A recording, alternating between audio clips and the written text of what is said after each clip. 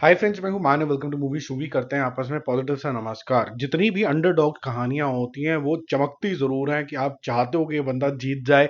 क्या मैदान की भी जो ओवर हाइप बनी हुई है, क्रिटिक्स को पहले मूवी दिखा दी गई कि मतलब ये देख लो, और उन्होंने बोला 4 नंबर देंगे जी आउट ऑफ 5, हम 5 में से 5 दे देंगे, ये रुला देगी। क्या आपको जेन्युइनली रुला देगी? तो उसका आंसर मैं आपको पहले ही दे दूं, बहुत अच्छे तरीके से आपके अंदर देशभक्ति का जज्बा तो ये जगा देगी। रोना ना रोना तो मेरे ख्याल से आपके पर्सनल उसके ऊपर है। ये मूवी बनाना बड़ा डिफिकल्ट था मेरे ख्याल से, जब मैं मूवी के ऊपर बाद में आऊंगा।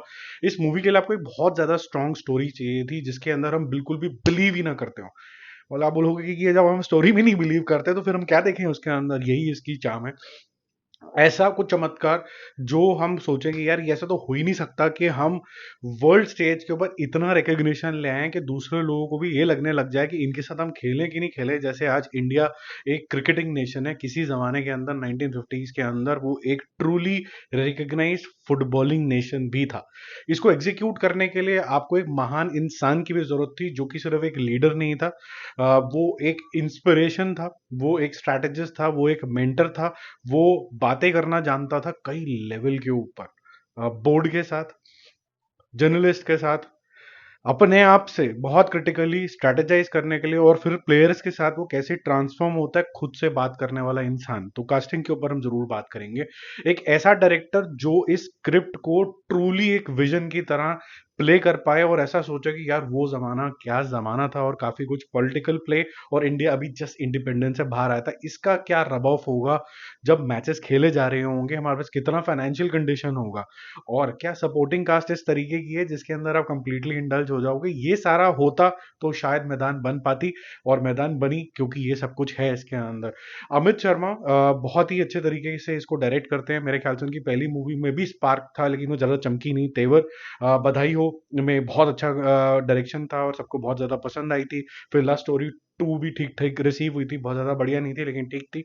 बट मैदान में आई थिंक उन्होंने बहुत ही अच्छे तरीके से, इंटेंस तरीके से यहाँ पर वो समा बांधा है, उस जोन में आपको लेके चले गए हैं। Right from colour grading to जज्बात to the how the storytelling should be, cinematography भी उस तरीके से उनको बहुत ज्यादा कॉम्प्लीमेंट करी है। और मैं बोलूंगा कि ज्यादा कॉम्प्लीमेंट कर गए अजय देवगन एज रहीम साहब, जैसे उनको यहाँ पर बुलाया गया है, सैयद अब्दुल रहीम।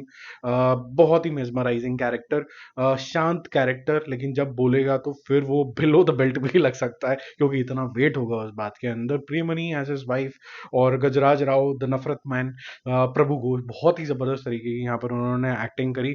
जहाँ पर अ, आप ऐसे समझ लीजिए कि घर के अंदर कोई ऐसा इंसान है जो आपको प्रोग्रेस होते हुए नहीं देख पा रहा है, और उसकी अपनी एक सोच है। वो सोच चेंज होती कि नहीं होती है, वो एक part and parcel of the movie भी है। किस तरीके से ये इंसान अपने लीडरशिप स्किल, डिटर्मिनेशन, विजन और उसको एग्जीक्यूट किस तरीके से करता है। जहां पर हम नंगे पैर खेलते खेलते एक दिन हम ओलंपिक्स में तक पहुंच जाते हैं, और इन बिटवीन गोल्ड मेडल जीत जाते हैं एशियन गेम्स के अंदर, और हमें ब्राजील ऑफ एशिया बोला जाता है। ये सब बातें आपने बहुत सारी सुनी होंगी, इंटरव्यूज में भी सुनी होंगी, लेकिन जब आप मूवी में देखोगे तो आप जेन्युइनली इन सब प्लेयर्स के लिए, पीके बैनर्जी, पीटर जन्नेल, चुन्नी, या फिर इवन तुलसीदास, बलराम, इन सब के लिए यू विल स्टार्ट फीलिंग। अच्छी चीज यहाँ पर ये करी गई है कि जब इस इंसान को टीम बनाने के लिए कहा जाता है तो ऐसा नहीं है कि बहुत ज्यादा टाइम लगाया गया है इन सब प्लेयर्स को चुनने के लिए। आप बैक स्टोरी में ही चले गए हो, आप करंट अफेयर से भूल गए हो, आपके पास कोई फुटबॉल की स्ट्रैटेजी नहीं है, आपके पास कोई ऐसे इंटेंस मैचेस नहीं है कि आप ऑडियंस को एंगेज कर पाओ। वो अलग बात है कि जो मैचेस हैं सेकेंड हाफ में ज्यादा हैं, जहां पर इंटेंसिटी और ग्रेविटी ज्यादा हो जाती है, लेकिन हर चीज आपको अपनी तरफ जरूर खींचती है, जिससे आपका मनोरंजन ही मनोरंजन होता है। दिल भी भारी होता है, दिल चौड़ा भी होता है, सीना चौड़ा भी होता है, क्योंकि जो कुछ अचीव किया गया है वो बहुत ही अच्छे तरीके से यहाँ पर एग्जीक्यूट हुआ है। जो म्यूजिक है वो मेरे ख्याल से थोड़ा सा अंडर प्ले है। एक गाना जो है टीम इंडिया है हम, वो अच्छा लगता है, वो आई थिंक काफी टाइम तक प्ले भी किया जाएगा। एक चक दे वाली स्पिरिट है उसके अंदर। स्क्रीन प्ले मेरे को तो अच्छा लगा, लेकिन कई लोगों को स्लो लग सकता है। But I wanted this kind of a pace only. थोड़ी पिक्चर लंबी है पर मुझे ये पेस बड़ी पसंद आई। मैं चाहता था कि मैं इस कैरेक्टर को ज्यादा समझ पाऊं, जो किरदार फुटबॉल खेलने वाले हैं, जो एक दूसरे को इशारे भी नहीं समझ पा रहे हैं, कैसे ये लीडर उनको एक पर्पस देके उनके इशारे से उनको जिताएगा। एक्टिंग माशाल्लाह बहुत अच्छी है, डायरेक्शन अच्छी है। डायलॉग्स जो हैं, मेरे को ऐसा लगता है डायलॉग्स थोड़े से ऊपर नीचे हैं, टू बी वेरी ऑनेस्ट। बहुत से ऐसे डायलॉग्स हैं जो घोष बाबू के साथ हैं, और बहुत से ऐसे डायलॉग हैं जो प्लेयर्स के साथ हैं, कुछ डायलॉग्स हैं जो बोर्ड के साथ हैं। बोर्ड वाले डायलॉग्स आपको स्टार्टिंग में इफेक्टिव लगेंगे, फिर बीच में ऐसा लगेगा कि शायद एक अच्छा सा इसके ऊपर आंसर होना चाहिए था, लेकिन जो आंसर निकलता नहीं है कई बार कैरेक्टर्स के मुंह से, तो आप ऐसे लगते हो कि ये साइलेंस क्यों। तो वो थोड़ा सा आपको थोड़ा सा शायद लगेगा कि डायलॉग्स थोड़े और बेटर हो सकते थे इस तरीके की मूवी के लिए। बाकी आपको स्मोकिंग सीन्स भी बड़े सारे लगने वाले हैं यहाँ पर, और काफी स्टाइलाइज लगेंगे, और आपके ही मन में एक धुआं धुआं सा हो जाएगा। अच्छी चीज यहाँ पर ये है कि जो इंटेंस मैचेस हैं वो आपको नहीं छोड़े गए हैं, फुटबॉल स्ट्रैटेजी को नहीं छोड़ा गया है, कहीं ना कहीं छोटी छोटी बातों को लेके एक स्ट्रैटेजी को फॉर्म किया गया। ऐसा नहीं है कि मतलब बिल्कुल ही प्रोफेशनल तरीके से ड्राइंग बोर्ड पे बैठ गए, देख बेटा तुम यहाँ से आओगे, आप फॉरवर्ड खेलोगे, आप ये करोगे, ऐसा नहीं है। तो वो चीज़ मुझे यहाँ पर अच्छी लगी। बाकी आप मेरे ख्याल से जाओगे तो फॉर श्योर एंजॉय करोगे ही करोगे। मेरा मूवी शूवी स्कोर इसके लिए रहेगा 4 आउट ऑफ 5। ये ट्रूली डिजर्व करती है अपनी एक्टिंग स्किल्स की वजह से।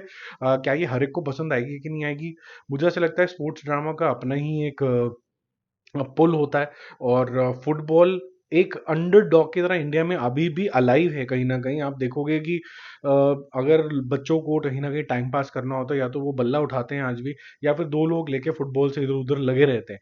ये दो लोग तीन लोग जो आपस में खेल रहे हैं, ये टीमें बना के 11-11 जनों की टीमें बना के जैसे कि क्रिकेट खेला जाता है, ये ट्रांसफॉर्म हो सकता है इस मूवी से, ऐसा लग रहा है। एक इंटरेस्ट जाग जाता है कि हम भी खेलें इसके अंदर। और बाकी तो आजकल आप देख ही रहोगे अक्षय कुमार और अब जो रणवीर कपूर, रणवीर सिंह, ये सारे लोग भी कुछ ना कुछ स्टार वगैरह भी खेलते रहते हैं, अभिषेक बच्चन भी खेलते रहते हैं। तो इससे भी इंटरेस्ट जागता है जैसे आप अपने स्टार्स को देखते हो कुछ ना कुछ करने में। तो मेरे ख्याल से ये जो फुटबॉल का यू टर्न है वापस from glory to downfall to now glory again, ये पॉसिबल है मैदान के साथ।